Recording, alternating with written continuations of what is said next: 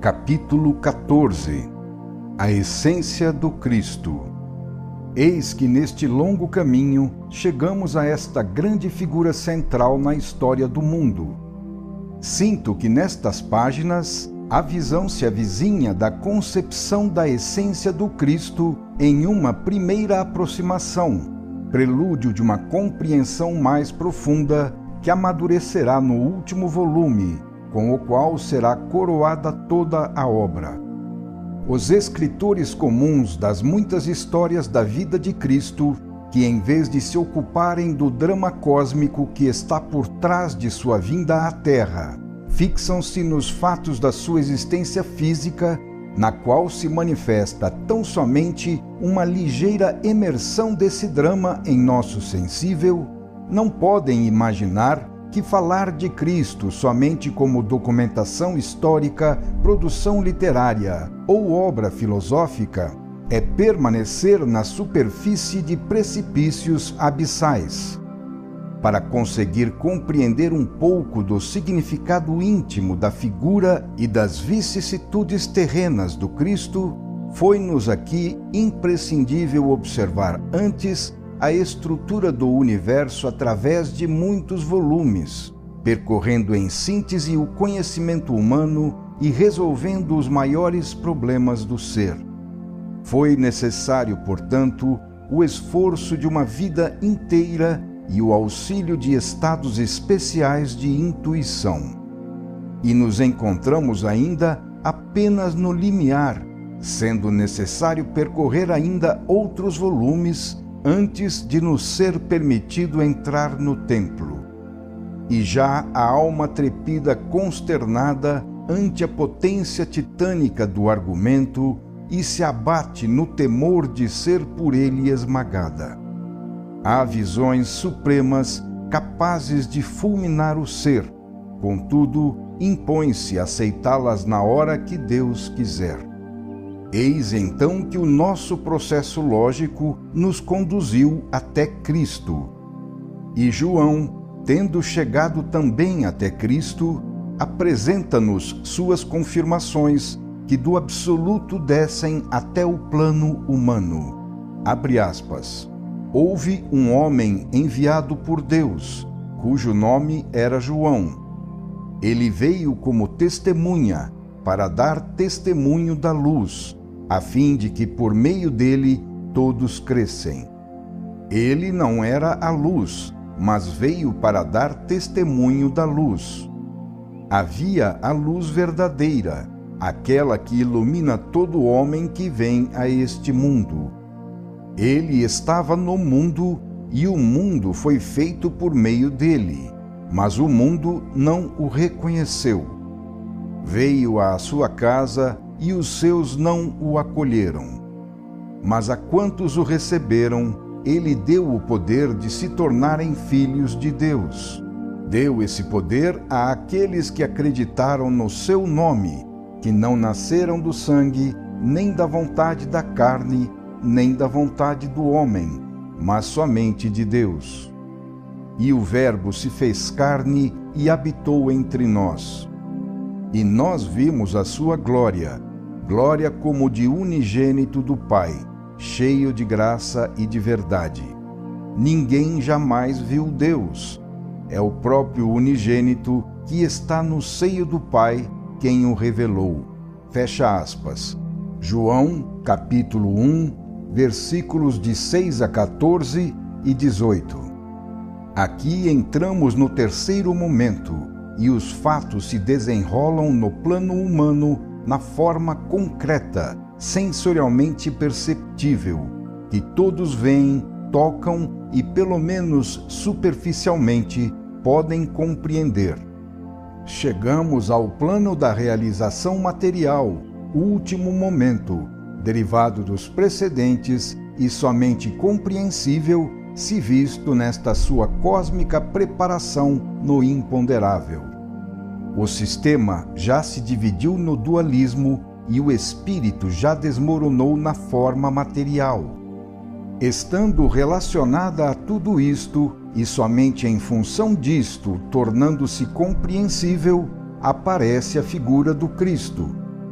E eis que depois do precursor, que não era a luz, mas somente um enviado de Deus para testemunhar, aparece em nosso mundo com a finalidade de alcançar a criatura lá no fundo de seu desmoronamento, de atingir o espírito aprisionado na matéria, a luz verdadeira, o Cristo. Por meio dele, a luz que fizera o mundo veio ao mundo na forma, que é a casa do Espírito, a habitação que o exprime, mas essa luz não foi reconhecida nem acolhida. No entanto, aos que a receberam, foi dado o poder de se tornarem filhos de Deus, para que pudessem assim, como espíritos, não nascidos do sangue nem da vontade da carne ou do homem, mas somente de Deus, redimir-se e refazer-se de sua posição invertida, retornando do antissistema em que haviam decaído ao sistema pela via das ascensões espirituais, traçada por Cristo. Abre aspas, e o Verbo se fez carne e habitou entre nós, e vimos a sua glória. Fecha aspas. João, capítulo 1, versículo 14. Chegamos assim ao ponto central de uma questão tremenda. Quem era o Cristo? Todos nós, mais ou menos, conhecemos a sua figura humana, que pode ser historicamente retraçada. Mas o que haveria por trás dela? Eis o grande problema. Certamente, não se pode nem ao menos formular este problema para a forma mental da ciência moderna, pois ele não pode ser solucionado com tais métodos de conceber. As religiões não dão explicações racionais cabais e são obrigadas a recorrer ao mistério e à fé, os únicos meios pelos quais tais problemas podem ser apresentados ao involuído atual. Procuremos então compreender. A luz verdadeira é, abre aspas, aquela que ilumina todo homem que vem a este mundo, fecha aspas. É o Espírito, a centelha divina, que se manifesta como consciência, reconhecendo-se como um eu, fundamental qualidade e sensação do ser. A treva é a inconsciência, a ignorância, que se torna cada vez mais densa à medida que o ser se precipita no antissistema, involuindo na matéria. De onde provém a luz verdadeira? Provém de Deus, o centro do sistema, que é todo animado por ela. Essa luz é sinônimo de consciência e de vida. É o Espírito, a substância do ser, que permanece substância em cada um dos seus três aspectos ou momentos. Cristo, portanto, é a luz irradiada por Deus, está conexo com Deus e provém do centro do sistema. De fato, ele mesmo, repetidamente, declara-se filho de Deus. Mas não basta estabelecer essa origem e descendência, pois todos os espíritos têm a mesma origem e descendência. O difícil é precisar quais eram as relações entre Deus e Cristo. Mas João acrescenta, abre aspas, e o Verbo se fez carne e habitou entre nós, fecha aspas. Porém, todo espírito se faz carne e anima um corpo, que sem o espírito não tem sensibilidade nem consciência, tornando-se um cadáver. Além disso, todos os espíritos são filhos de Deus, porquanto foram gerados por ele e dele provieram. Então, que diferença há entre a natureza de um espírito comum e o espírito de Cristo? João fala claro, abre aspas, e o Verbo se fez carne e habitou entre nós, fecha aspas. O Espírito de Cristo, portanto, era o Verbo. Já vimos que este é o segundo momento da Trindade, em que a ideia, ou Espírito, dinamizando-se, encaminha-se para a ação no momento da Gênese, ou Pai, de onde nascem todas as coisas, dando origem, no terceiro momento, à obra completa na forma. Mas o Cristo, aquele que o homem viu na terra, era o Verbo feito carne, era o Pai imerso na sua manifestação em nosso plano físico. Era o Verbo não mais como segundo momento, e sim como terceiro momento. Era dinamismo não mais sem forma concreta, e sim revestido de matéria. Ele é, portanto, o Filho derivado do Pai, o unigênito do Pai, como lhe chama João. Tudo isto corresponde perfeitamente à estrutura do sistema, como já foi descrito, e representa a sua fase mais periférica, mais distanciada do centro, de Deus, situação na qual o espírito que provém do centro submerge no seu antípoda, na matéria. João acrescenta, abre aspas, ninguém jamais viu Deus. O Filho unigênito que está no seio do Pai foi quem o revelou, fecha aspas. Trata-se, portanto, de uma manifestação de Deus, do seu primeiro aspecto como Espírito, que por meio do seu segundo aspecto, como Pai, projeta-se na forma, tornando-se sensível ao homem para lhe dar uma imagem concreta do invisível Deus. Portanto, se Cristo, visto do centro, representa uma imersão do Espírito nas trevas e na imperfeição da forma física, ele também, visto da periferia, onde está o homem, representa uma revelação de Deus. Trata-se, assim, do sacrifício do Espírito, que vem se encarcerar no relativo, agraciando o homem com o dom de uma porta aberta para o céu, como uma via de comunicação com Deus. A descida de Cristo à terra representa, por conseguinte, a penetração de um intensíssimo raio de luz nas trevas, que se dissipam ante o seu ofuscante lampejo. De fato, quantos espíritos não se puseram depois a seguir as pegadas de Cristo no caminho da ascensão para Deus? Quem tiver compreendido o processo aqui descrito do desmoronamento do sistema no antissistema e da sua reconstrução, poderá se dar conta da capital importância da intervenção da divindade na salvação da humanidade. Só assim podemos compreender o significado da redenção. A história do mundo não é somente feita de guerras e de impérios, mas também de imponderáveis impulsos espirituais. Céu e terra se tocam. Muitos se preocupam em definir se Cristo é Deus ou apenas um profeta. Trata-se possivelmente apenas de palavras, atrás das quais oculta-se unicamente a preocupação da supremacia absoluta do próprio chefe espiritual sobre todas as outras hierarquias e religiões. Preocupações apenas humanas. Para nós, basta por ora ter estabelecido o princípio da proveniência de Cristo.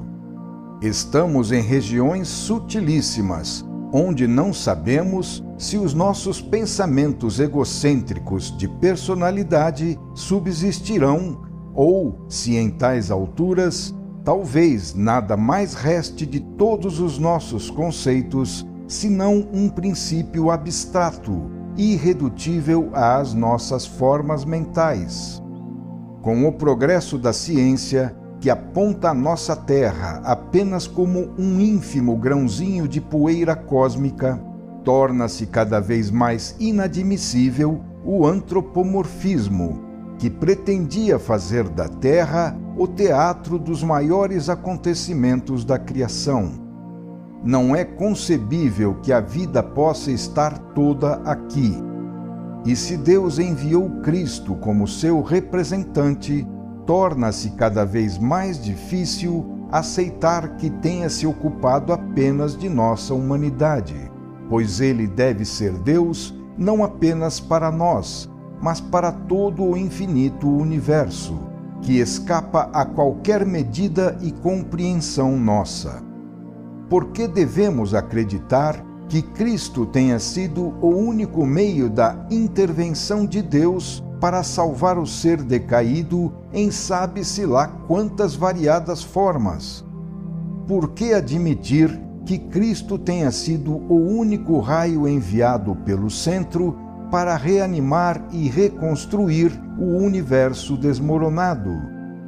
Deve-se acreditar que Cristo também tenha, eventualmente, desempenhado a sua missão redentora em algum outro lugar, ou que, no caso de ter escolhido limitar seu campo à Terra, tenha se valido de outros colaboradores enviados por Deus a todo o universo, que deve também estar repleto de vida. Como se pode separar os fatos da vida terrena dos acontecimentos da vida cósmica? No Evangelho de João, capítulo 17, versículos de 1 a 2 e 4, estão as palavras de Cristo dirigidas ao Pai. Abre aspas.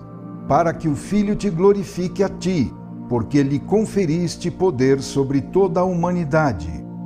Eu te glorifiquei na terra, consumando a obra que me confiaste para fazer. Fecha aspas. O mesmo Evangelho de João, no capítulo 14, versículos 9 e 24, e capítulo 10, versículo 30, reporta-se às palavras de Cristo, dizendo, abre aspas, quem me vê, vê o Pai. O Pai que habita em mim faz estas obras. Crede-me que estou no Pai e o Pai está em mim. O Pai que me enviou. Eu e meu Pai somos um. Fecha aspas. De tudo isso, poderia-se deduzir que se trata de uma incumbência recebida do Pai com respeito à humanidade, e que a identificação com o Pai decorre do fato de representar um momento diverso da mesma substância. Tudo que é forma, porém, constitui esse terceiro momento ou aspecto, expressando o pensamento de Deus, sem o que nada pode existir.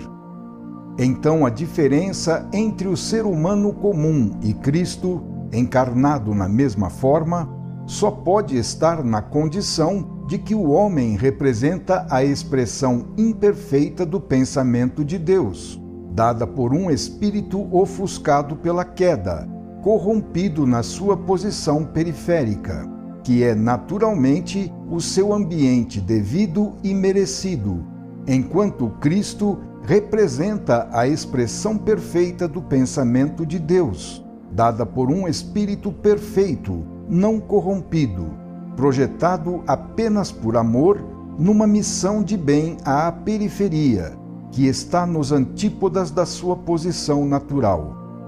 Ao nos referirmos a Cristo como expressão perfeita de um espírito perfeito, nós o estamos aproximando de tal maneira do centro Deus, que indagar se ele se identifica ou não com Deus constitui uma sutileza superior ao nosso concebível, com o qual não é possível alcançar a essência de Deus.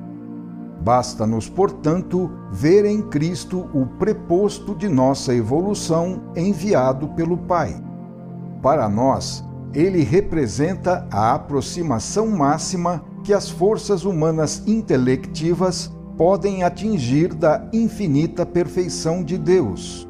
Representa o limite máximo concebível em altura de qualquer modelo possível de ser proposto ao homem, cuja percepção nada mais sabe indagar além desse ponto.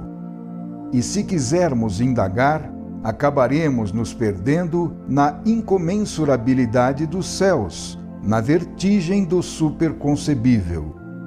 O centro de onde Cristo provém é de uma luz tão ofuscante que o olho humano nada pode distinguir. Surge, porém, outro problema. Por que Cristo desceu à terra e por que ele quis nos redimir com a sua paixão? É evidente que Cristo, estando no sistema, provém do centro. Por que então ele quis imergir no antissistema? Por que razão ele desejou descer ao reino da criatura decaída, onde o espírito está involuído na matéria?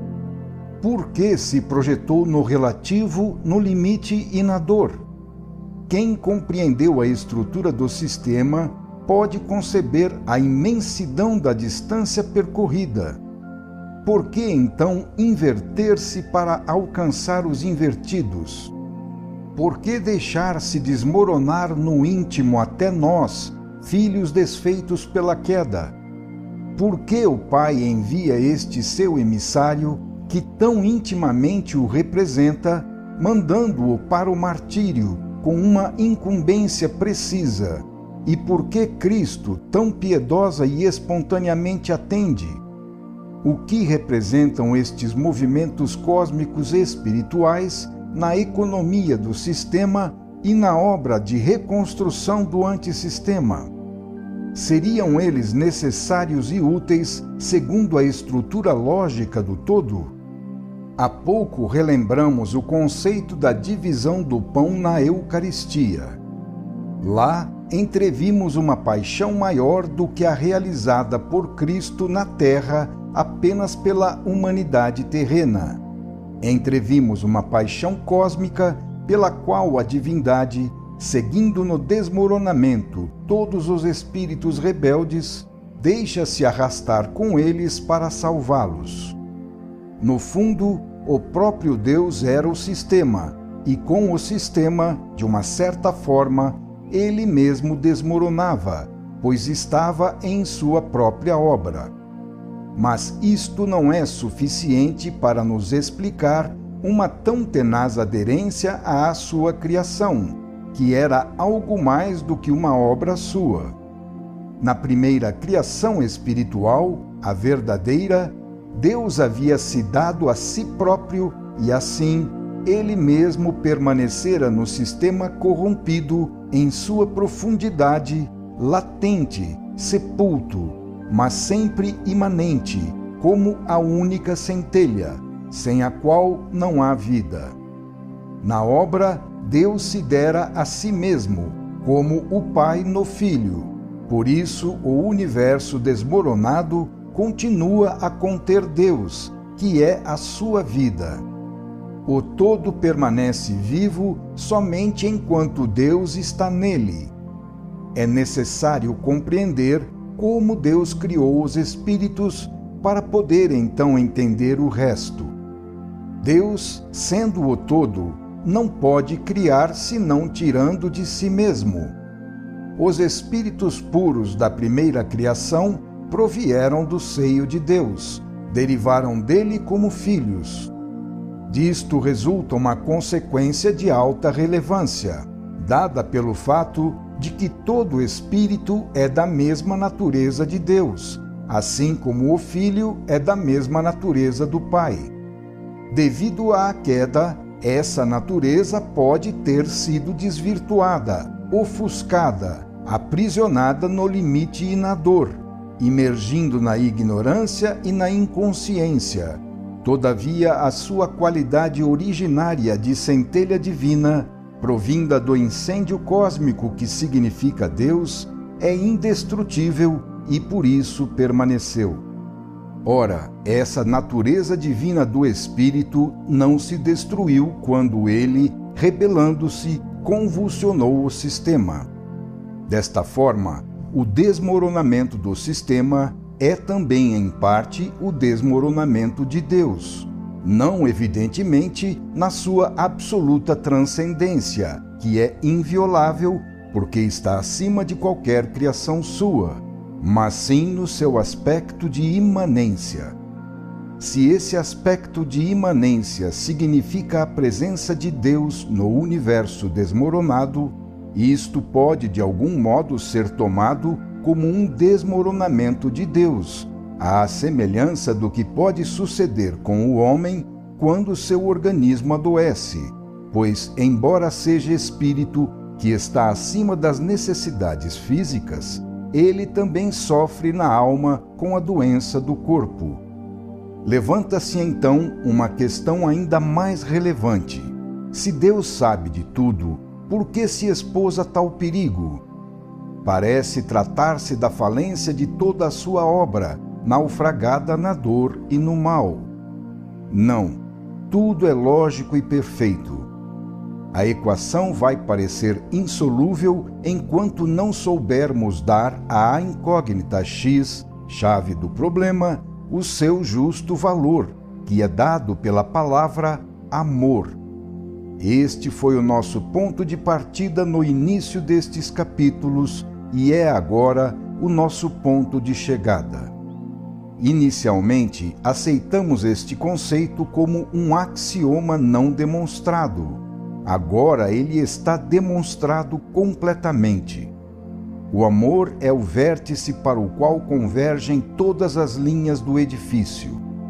Deus sabia que a criatura poderia cair e que ele, tendo-se dado nela, deveria segui-la na queda, porque ela é substância da sua substância. Ele bem sabia disso. Mas Deus amava a criatura que tirara de si, e não poderia deixar de querer que ela fosse livre como ele. Uma criação de espíritos que não aceitassem a existência pelo mesmo amor e não aderissem livremente a Deus pela compreensão espontânea, teria sido uma criação de subalternos, servos ou escravos, delito que só a nossa mente mergulhada no mal pode conceber. O que sucedeu então? Sucedeu que quando o ser rebelde se precipitou, o amor de Deus, jamais se contradizendo, sempre coerente consigo mesmo, seguiu a criatura decaída e com ela desceu na matéria, para com ela sofrer a sua redenção. Eis o amor, sempre o amor, levado até as suas últimas consequências. Amor que em Deus, pelo erro do ser, que devia ser livre, torna-se sacrifício. A Eucaristia, dividindo o pão, nos fala claro da paixão de Cristo, do seu sacrifício pela redenção da humanidade. Tudo isto nos demonstra que Deus segue o ser decaído, coloca-se ao seu lado sob o peso da cruz na subida do Monte das Perfeições, de onde a criatura se precipitou. Só assim se compreende a paixão de Cristo, enquadrando-a em uma paixão maior que abrange todas as humanidades do cosmo, paixão da qual aquela de Cristo na terra é tão somente um caso particular. É verdade que o reino da criatura decaída é o reino do mal e da dor, onde impera Satanás. Estas são as características naturais de um universo decaído. Mas há nele também, como motivo fundamental, a doação por amor, o sacrifício, a existência por toda parte da divina virtude reconstrutora, que se chama redenção. Nesta paixão maior de todo o universo, não é apenas Cristo que morre na cruz, mas qualquer espírito em que Deus viva e que, encarcerado nas dores de uma existência inferior e pervertida, submete-se a uma crucificação cósmica onde o grande centro também sangra e padece. Eis a que ponto chegou o amor de Deus. Eis até que ponto Deus quis respeitar no ser a liberdade. Deus atingiu o extremo de querer intervir para salvar, pagando com o que era seu, assim como ao criar também dera o que era seu. Altruísmo máximo, coincidindo com o egocentrismo máximo, pois Deus é tudo o que existe. O ser, ainda que decaído nas profundezas espirituais, não pode deixar de se sujeitar a Deus, ao Pai, sua origem. Assim, tudo o que ele sente e vive deve estar sujeito a Deus. O sistema implica conexão e relações entre centro e periferia.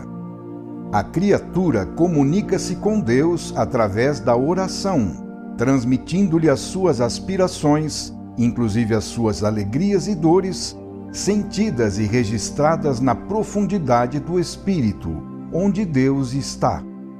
Deus, que se encontra em nosso íntimo, vive tão junto a nós que partilha conosco as nossas alegrias e sofre as nossas penas.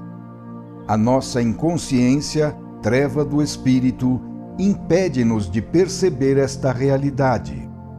Basta, porém, que a alma desperte para se sentir invadido pela universal presença de Deus.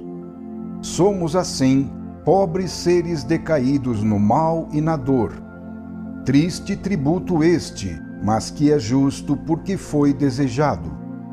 Não obstante, Deus está junto de nós, está junto de nossa humanidade no seu aspecto de Cristo, que colabora conosco na reconquista do paraíso perdido.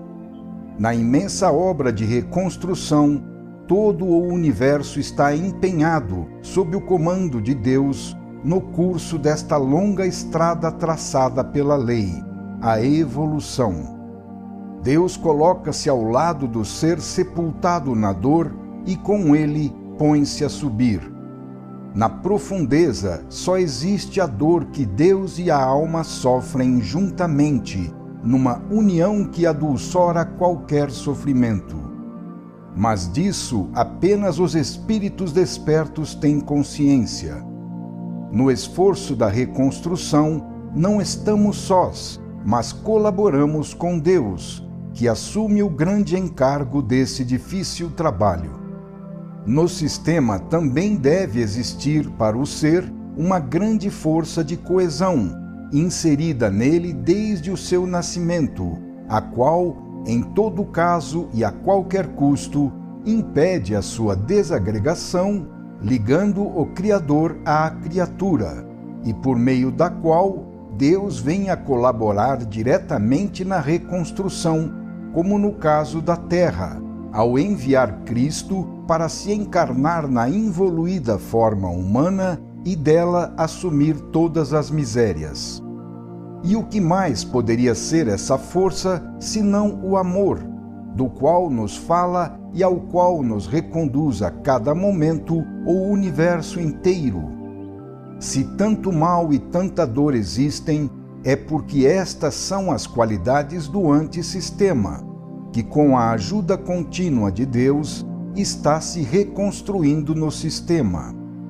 Esse mal e essa dor vão sendo reabsorvidos por obra do amor, do qual, não obstante tudo, o universo está saturado. É verdade que Satanás se conserva rebelde, em luta, mas é verdade também que ele está apenas na superfície, na periferia, e que Deus é ainda mais ativo e está presente em toda parte. Cristo veio à Terra a fim de se sacrificar por amor. A sua paixão é toda um mistério de amor. A Eucaristia é feita de amor imperecível.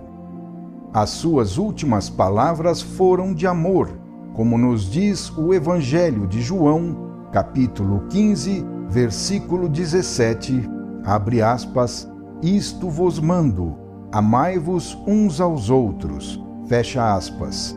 Versículo 9, abre aspas, assim como o Pai me amou, também eu vos amei, permanecei no meu amor, fecha aspas.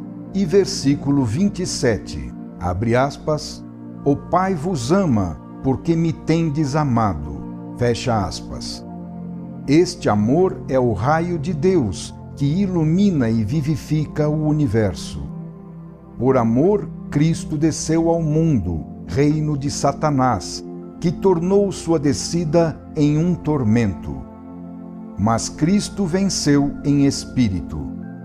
O fato de Cristo nos ter trazido amor demonstra que ele provém do centro e que é um reconstrutor. O amor na periferia em que nos encontramos despedaçou-se em ódio, fragmentou-se em rivalidades egoístas, que Cristo nos ensinou a reconstituir em unidade, amando-nos uns aos outros. Com este seu mandamento fundamental, Cristo quer fundir os fragmentos do uno desmoronado com a queda do ser. Com o Evangelho, a boa nova anunciada aos homens de boa vontade, Cristo representa uma diretriz para a humanidade por mãos à obra, sob a sua direção, na reconstrução de um novo e mais elevado plano do edifício desmoronado do sistema. Trata-se de um fenômeno biológico, pois diz respeito a toda a vida, em marcha evolutiva. Cristo veio nos revelar assim uma vida nova, veio nos manifestar um mais profundo e, consequentemente, mais real aspecto de Deus, seu aspecto de amor, verdade antes ignorada pelo homem, que não sabia conceber Deus senão como o feroz, ainda que justo, rei dos exércitos da Bíblia. Na época da vinda de Cristo, a humanidade começava a evoluir um pouco ou se preparava para tanto. Estava, assim, à altura de receber princípios mais amplos, inacessíveis antes à sua demasiado involuída consciência. Tão logo o terreno ficou preparado, uma nova semente foi lançada para fecundá-lo. Faz 2 milênios que ela está jazendo sepulta, 2 grandes dias da história. E está próximo o despontar do 3º dia, da ressurreição, em que a semente, maturada sob a terra na elaboração das almas, deverá germinar e o Evangelho, apenas pregado, deverá ser vivido. E assim, o templo será realmente reconstruído em 3 dias. Cristo, provindo do motor central fundamental, o amor, dinamiza o esforço do ser em nosso planeta, acompanha a sua maceração, auxilia o homem a sair do seu grosseiro invólucro material para a vida do espírito, sempre repleta de alegria. Assim, Cristo se entranha em nossa vida terrena como o mais poderoso fator de evolução, operando nos nossos mais elevados planos biológicos. Ele nos dá a mão em nossa exaustiva subida para o centro, do ódio ao amor. Ele quis nos ensinar alegrias maiores, mais reais, libertando-nos dos truques ilusórios próprios do antissistema, onde nos encontramos. Ponhamo-nos ao lado do reconstrutor, colaboremos. É do nosso interesse subir para a alegria e nos desfazermos da dor, apanágio natural das regiões inferiores. Este trabalho de reconstrução do sistema reverte inteiramente em nossa vantagem, porque significa a evasão do antissistema e de todas as suas aflições. O sistema somos nós mesmos, por isso, ao reconstruí-lo, reconstituímos o nosso poder, a nossa felicidade. A lei é a nossa vida. Conhecê-la e executá-la cada vez melhor redunda em viver sempre mais intensamente. Endireitemos a nossa posição invertida, amoldando-nos à vontade de Deus em plena e espontânea adesão, para inverter assim a primeira rebelião do ser. Deus quer a nossa livre aceitação do seu amor. Ele a quer por compreensão e não por força. Endireitemo-nos, rebelando-nos ao contrário contra a vontade de Satanás, que é a lei do antissistema. Não nos esqueçamos que Deus está conosco, por mais malvados que sejamos. Assim termina esta visão da essência do Cristo, primeiro germe de visões ainda mais vastas. Cristo nos aparece assim, definido em relação a Deus e ao homem, neste quadro cósmico. A sua vinda à Terra significa a retificação do homem, que deve retornar à sua posição erguida depois da queda pelo pecado original. Eis o conceito de redenção. No entanto, o pecado original foi tão somente uma consequência e continuação da queda dos anjos. Foi apenas o caso particular de nosso planeta e de nossa humanidade.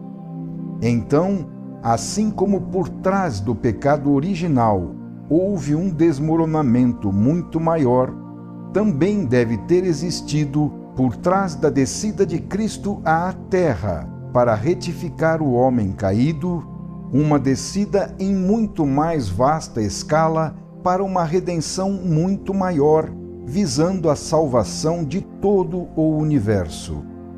Assim como o pecado original foi a consequência e continuação da queda dos anjos, também a descida e a paixão de Cristo para a redenção da humanidade foi a consequência de uma maior descida e paixão de Deus pela redenção de todo o universo desmoronado. Cristo coordena-se com toda essa imensa obra. Eis o significado daquelas palavras transcritas por João em seu Evangelho, dirigidas ao Pai, abre aspas, para que o Filho te glorifique a ti, porque lhe conferiste poder sobre toda a humanidade, para que dê a vida eterna a todos aqueles a quem o houveste dado.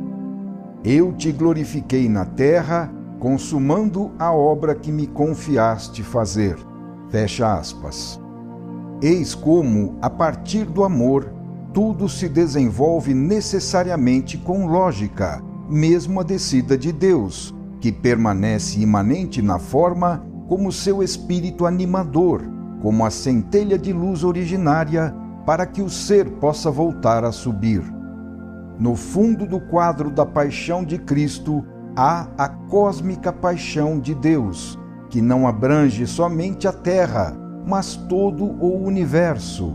Há a crucificação de toda a divindade, que não abandona o ser caído, mas o segue no desastre, conservando-se em seu interior até no plano físico, em meio à treva e à dor, porque ela sabe que somente a sua íntima presença, que significa vida, pode salvá-lo, redimindo-o e reconduzindo-o para a vida. Só assim, de fato, será possível a reconstrução do sistema a partir do antissistema. Somente desta forma, o desmoronamento não será uma derrota, mas sim uma vitória. Esse é o motivo pelo qual Deus permitiu o desmoronamento, pois ele sabia que, em qualquer caso, o sistema seria o vencedor.